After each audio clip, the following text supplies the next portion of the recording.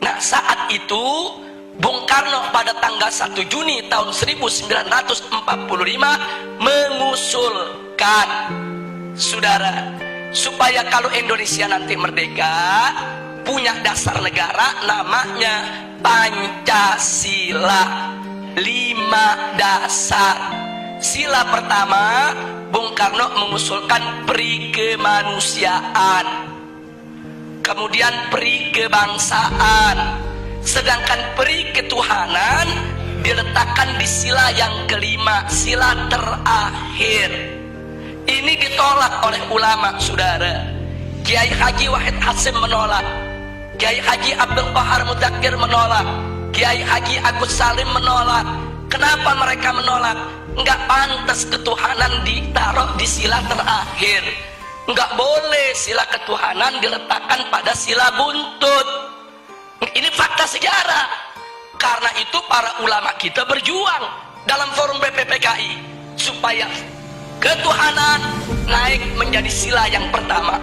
Lalu setelah terjadi perdebatan sengit, pada tanggal 22 Juni 1945 disepakati oleh NU, Muhammadiyah, Sarekat Islam, oleh Bung Karno, Bung Hatta, Bung Yamin, semua sepakat. Apa yang mereka sepakati, saudara?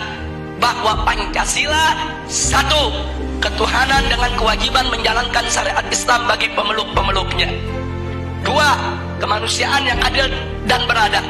Tiga, persatuan Indonesia. Empat, kerakyatan yang dipimpin oleh hikmat kebijaksanaan dalam permusyawaratan perwakilan.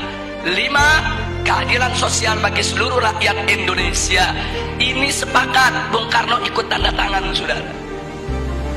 Jadi artinya mereka sepakat. Ini kan 22 Juni belum merdeka nih kita. 22 Juni 1945 ini sebelum merdeka. Jadi semua sepakat kalau nanti kita merdeka, inilah dasar negara kita. Nah, itu disebut konsensus nasional. Singkat cerita, akhirnya diproklamirkanlah kemerdekaan kita pada tanggal 17 Agustus 1945. Begitu diproklamirkan, maka mulai saat itu dasar negara kita adalah Piagam Jakarta 22 Juni 1945 yang tadi sudah disepakati. Tapi kemudian timbul protes dari pemerintah Jepang. Jepang nggak terima. Kenapa ada kata-kata syariat Islam di bagian pertama? Alasan Jepang, orang-orang Kristen di Indonesia Timur protes. Kalau pakai syariat Islam mereka nggak masuk negara Indonesia. Saudara, akhirnya Bung Karno dan Bung Hatta ditekan supaya menghapuskan kata syariat tersebut. Tanggal 17 setelah proklamir kemerdekaan. Nah, akhirnya Bung Karno dan Bung Hatta menggelar sidang PPKI pada tanggal 18 Agustus 1945. Nah, dalam sidang tersebut Kiai Haji Wahid Hasyim tidak hadir karena sudah perjalanan pulang dari Jakarta ke Surabaya. Kiai Haji Abdul Qahar Mudzakkir dari Muhammadiyah tidak diundang.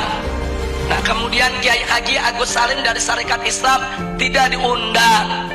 Ada apa kiai-kiai kita tidak diundang, saudara? Bisa dibaca. Kalau kiai-kiai kita diundang, mereka nggak bakal setuju syariat Islam dihapus, saudara.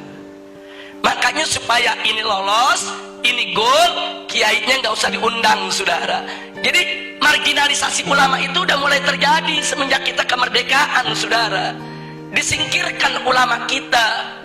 Nah, akhirnya begitu digelar sidang, yang hanya 2 jam sidangnya. Sidangnya cuma 2 jam terburu-buru. Kemudian sila pertama Pancasila diganti. Diganti dengan apa? Ketuhanan. Itu aja, saudara. Sedangkan kalimat dengan kewajiban menjalankan syariat Islam bagi pengikutnya itu dicoret, saudara.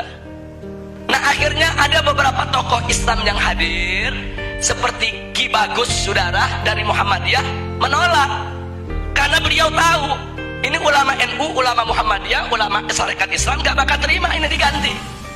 Terjadi perdebatan. Nah, akhirnya dapat solusi. Apa solusinya? Ini perjuangan Ki Bagus ini dari Muhammadiyah, saudara. Solusinya ya sudahlah, syariat dihapus nggak apa-apa. tapi tolong diganti dengan Yang Maha Esa. Dan Bung Karno setuju, saudara. Jadilah sila pertama ketuhanan Yang Maha Esa. Nah, kalau saya melihat sejarah ini, saya bersyukur kepada Allah. Loh, kenapa? Wa yamkuruna wa yamkurullah wallahu khairul makirin. Mereka berbuat makar menghapus syariat, Allah balas makar mereka. Syariat hilang, tauhid yang datang, saudara.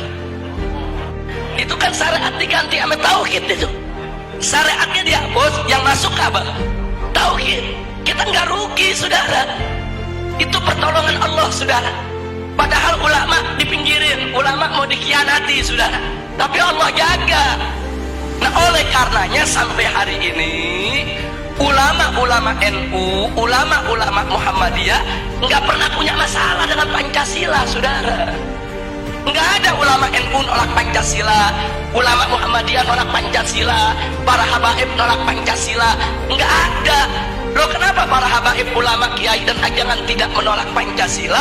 Karena mereka tahu Pancasila adalah ijtihad ulama, karya ulama. Nah, itu yang ingin saya garis bawahi, saudara. Jadi jangan sekali-kali menuduh ulama ini anti Pancasila. Mereka yang buat kok, mereka yang rumuskan kok, saudara.